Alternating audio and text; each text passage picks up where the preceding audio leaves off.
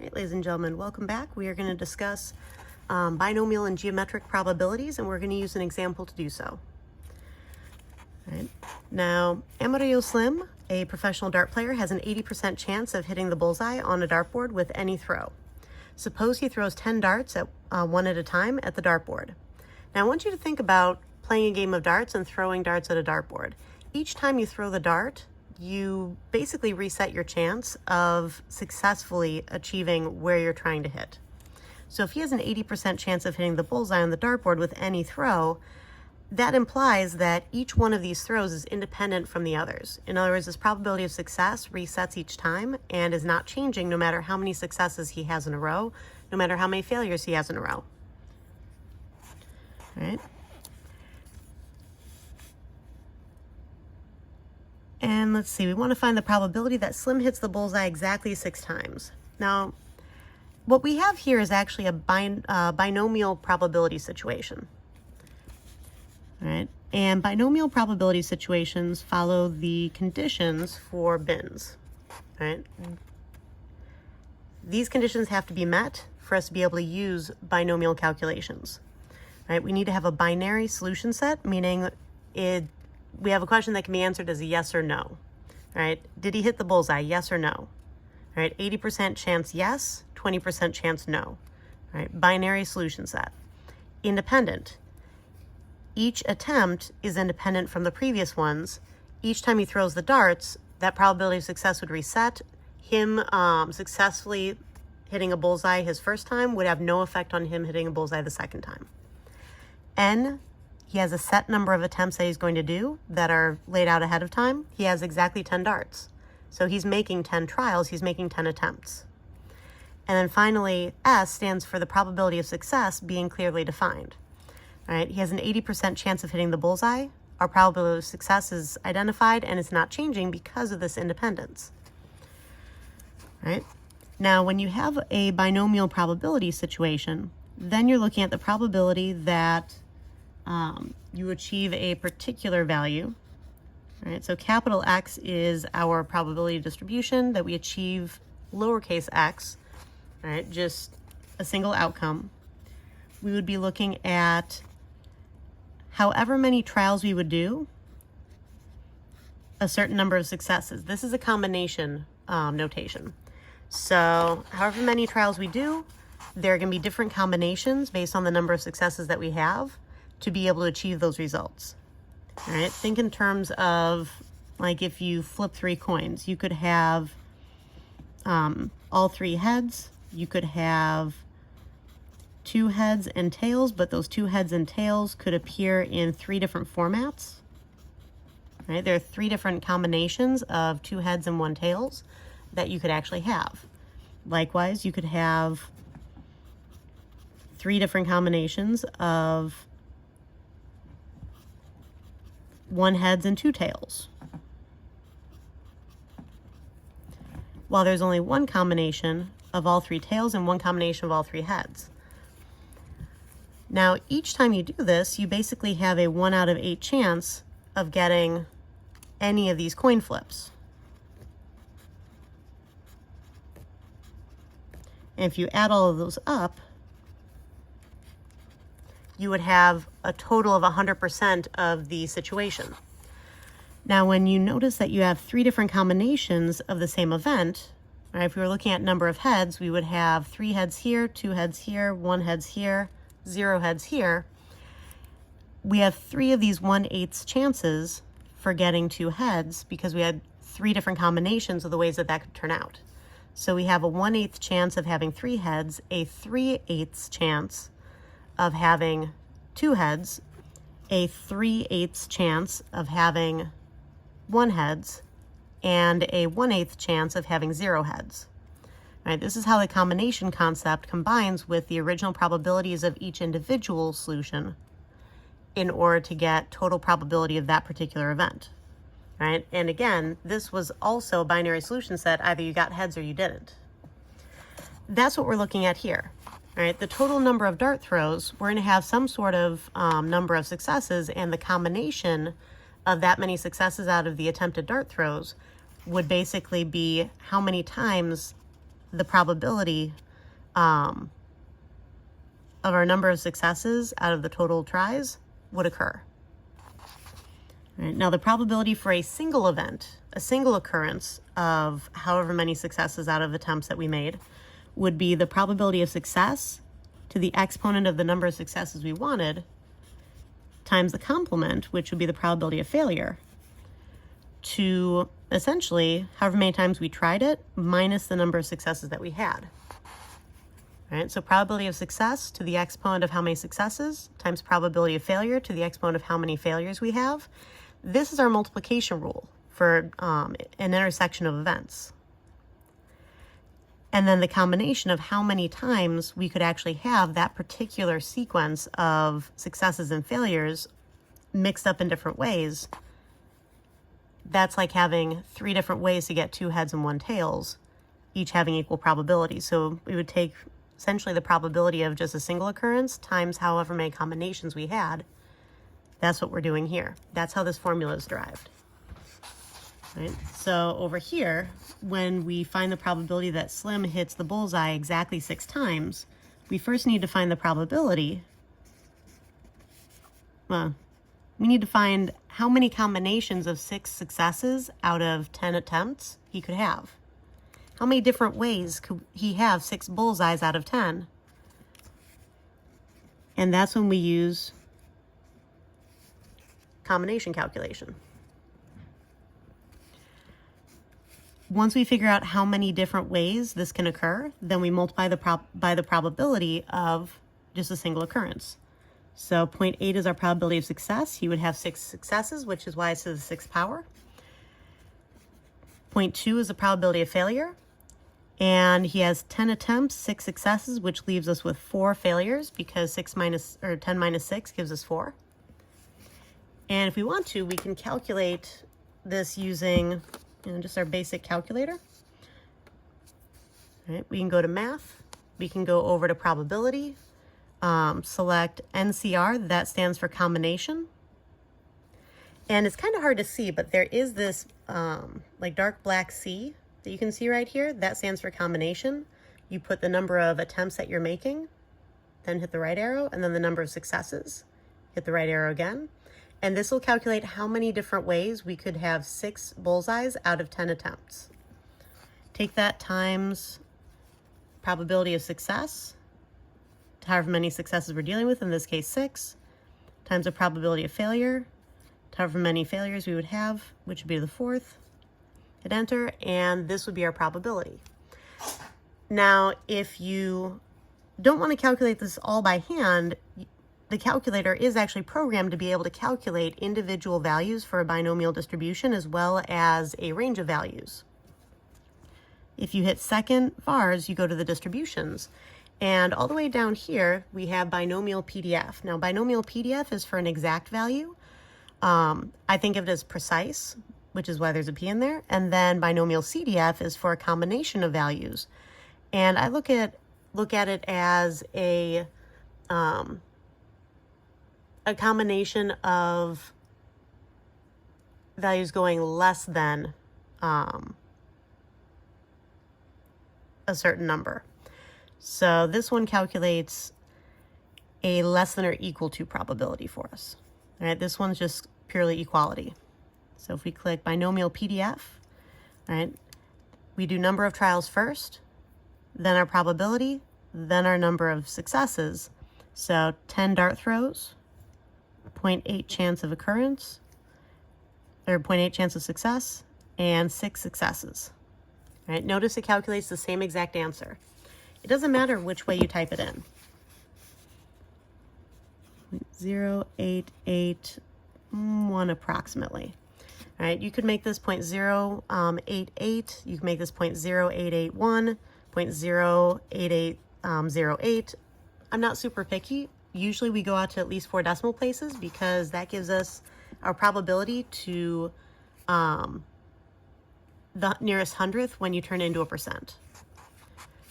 All right, so this is one way to show it. You could also show it as binom PDF, n equals 10, probability of success equals 0.8, and number of successes equals 6. This is also an appropriate way to do this as long as you actually identify what each of these numbers represents by using their variables or writing out like number of trials, probability success, number of successes. You could also write it out in words. Okay. Now for letter B, find the probability that he hits the bullseye at least 4 times. Now at least 4 times means that you could have 4 times or he could go even higher. Whenever you're trying to decipher a phrase like this, think about directions that you've received in the past where you were told to do at least or at most something. If I tell you that you need to do at least 5 problems for your homework, then if you do the 5 problems, you're fine. If you do 6 problems, great. 7 problems, also awesome. If you do only 4, then you're in trouble, all right? You do 3, definitely didn't meet the requirements. If parents or guardians tell you that you need to be passing at least a certain number of classes, or for eligibility at school, you need to be passing at least a certain number of courses, then you need to actually have a passing grade on that minimum number of courses, and that's the minimum, which means you can go higher, but you can't go lower, all right? Least tells you the minimum number that you could achieve. So I could have, let's see, you could make it on 0, 1, 2, 3, 4, 5, 6, 7, 8, 9, or 10, all right, for the number of successes that he could have. At least 4 times would be 4 or higher. Now this is a lot of individual probabilities to try to calculate and add together. So my suggestion is take this part right here, which would be the probability of x less than or equal to 3. This is the probability of x greater than or equal to 4. And if you take 1 minus the probability of x less than or equal to 3, it's going to equal probability of x greater than or equal to 4. All right, the reason that 1 minus this would actually be equal to the other portion is that these are two, you only really have 2 options. Either you're 4 or greater, or you're less than 4, which would be less than or equal to 3. We don't really have any other combination if 4 is our cutoff. Right? This is the complement of this situation, meaning it's the rest of all of the outcomes that we could have had, and all of these outcomes, right, 0 successes, 1 bullseye, 2 bullseyes, 3 bullseyes, and so on, have to add up to 1. That's why if you take the total of what you don't want and subtract it from 1, you get the total that you do want.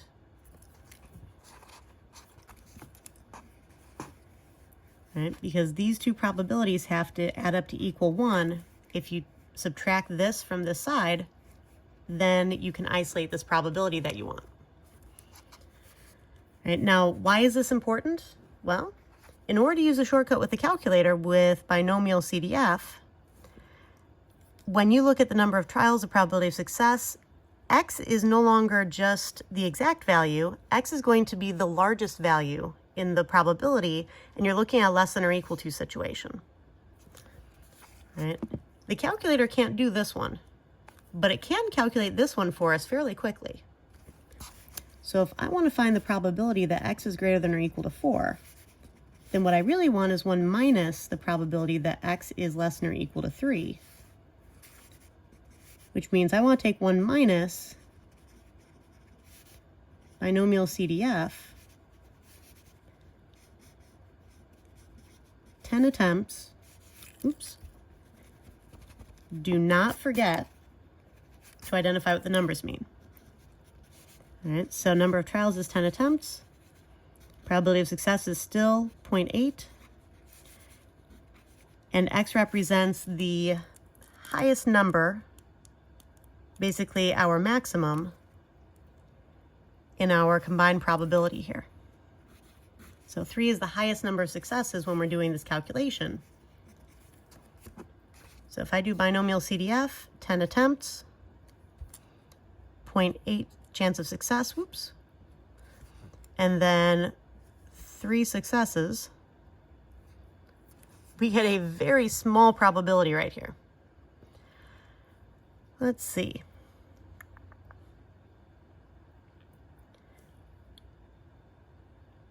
Do 1 minus that answer. And then I get a much more manageable answer. So we end up with about 0.9991 approximately. All right, now if you're wondering how to actually interpret this scientific notation, E-4 means times 10 to the -4th. That means that you would basically have to take this answer and divide it by 10 4 times. Divide it by 10 once, and you would have 0.86 whatever. Divided by 10 again, you'd have 0.086. By 10 again, 0.0086. And divided by 10 one final time, 0.000864 whatever.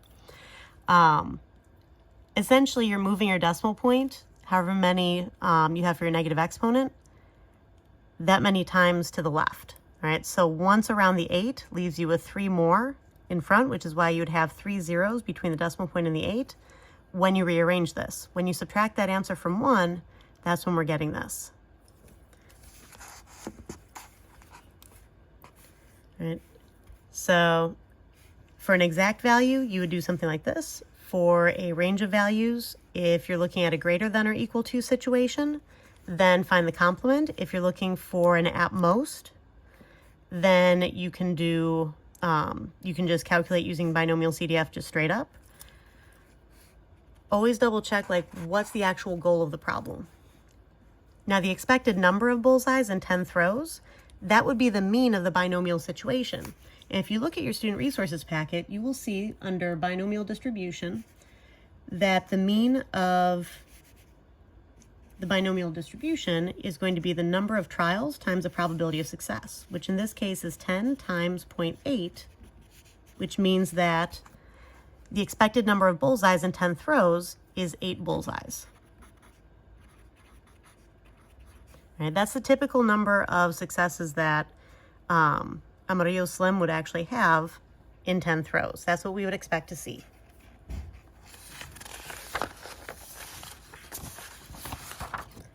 Now let's take a look at just a little bit more. If we find the probability that Slim's first bullseye occurs on the 4th throw. All right, now this one is no longer binomial.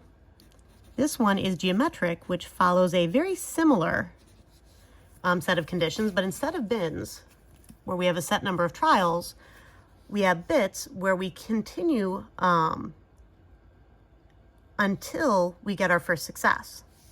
All right, so our trials keep going until we get our first success. Whereas here we have a certain number of trials. Here trials continue until a success. All right, but the rest of it's the same. We still have a binary solution set. Each throw has to be independent of another. We continue doing number of trials until we get our first success, and the probability of success has to be the same no matter what, and it has to be identified. All right, so very similar situations, but here you know you're only doing 10 throws. Here you're just looking at,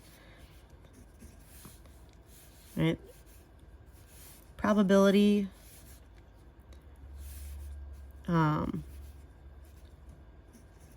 first bullseye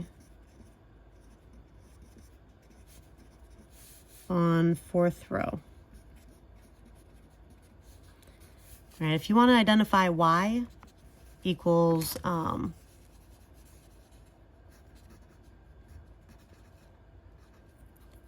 number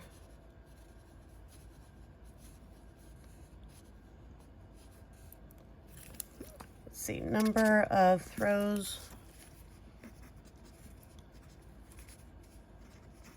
throws for first bullseye,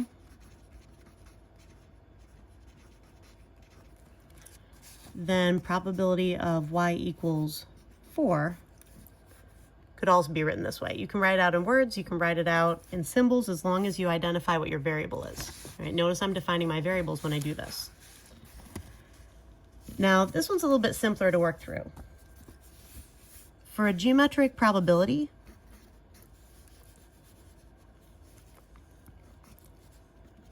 the probability that your probability distribution takes on a particular value is equal to the probability of failure. So 1 minus your probability of success to however many times you are attempting minus 1 times the probability of success. Because here's the thing. The first time he throws the dart, he misses. He doesn't get a bullseye. Second time, he misses. He doesn't get a bullseye. Third time, he misses. He doesn't get a bullseye. Fourth time, he makes it. He gets the bullseye. This becomes a probability of failure to basically the number of times he attempted it minus 1, which is to the third power, times the probability of success because he only had one success on his very last throw. Because geometric probabilities, you continue trying things until you get your first success. That's why this probability works out. That's why this formula is written the way that it is. And it's still using the multiplication rule for the intersection of probabilities, or the intersection of events. So there are two ways that you could work through this. You could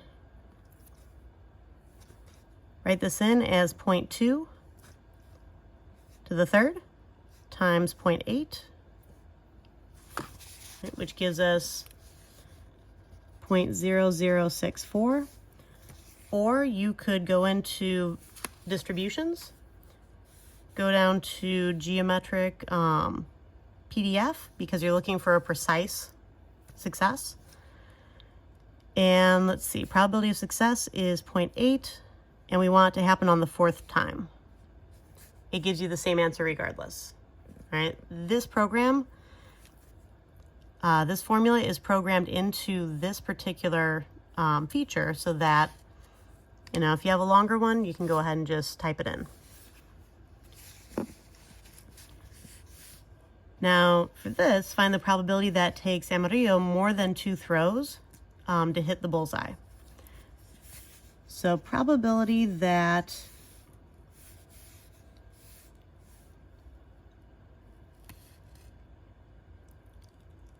it takes him more than 2 tries to get the bullseye is, let's see, that means that he gets it on his third try or higher. And if we start writing this out, so gets it on, so doesn't get a bullseye, gets it on his first try. Let's see. So you could get it on his first try, you could get it on his second, get it on his third, get it on his fourth, get it on his fifth. More than 2 throws, 3 or higher, which means that we could just subtract this from 1 and get this probability. This is very similar to what we were doing on the other page, right, with the binomial probabilities, but this time with geometric. Right, because it's not looking like it's out of 10 anymore. It's just probability that takes him more than 2 throws to hit a bullseye.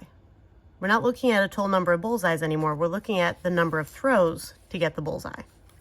That's the key difference between these directions and these right here. So let's see. Probability of it taking less than or equal to 2 plus probability of it taking, oops, let me make that a y,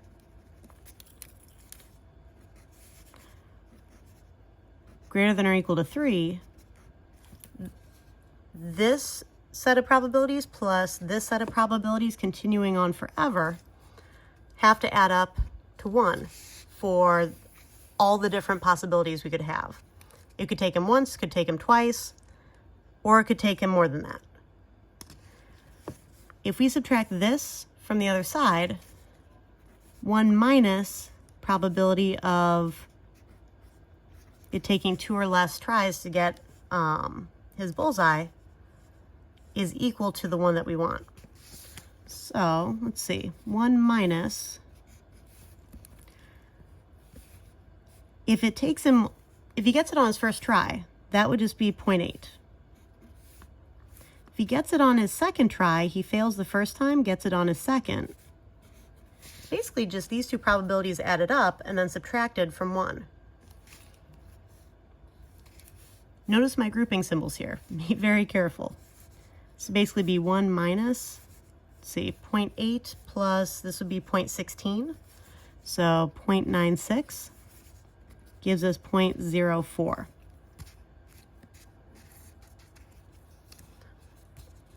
All right, we could also do 1 minus, let's see, geometric CDF, 0.8, 2, right? So we get 0.04 that way. You get 0.04 this way. There's a multitude of ways that you could actually do these calculations, right? That's how you do binomial and geometric probabilities. Right? I hope this helps. See you in class.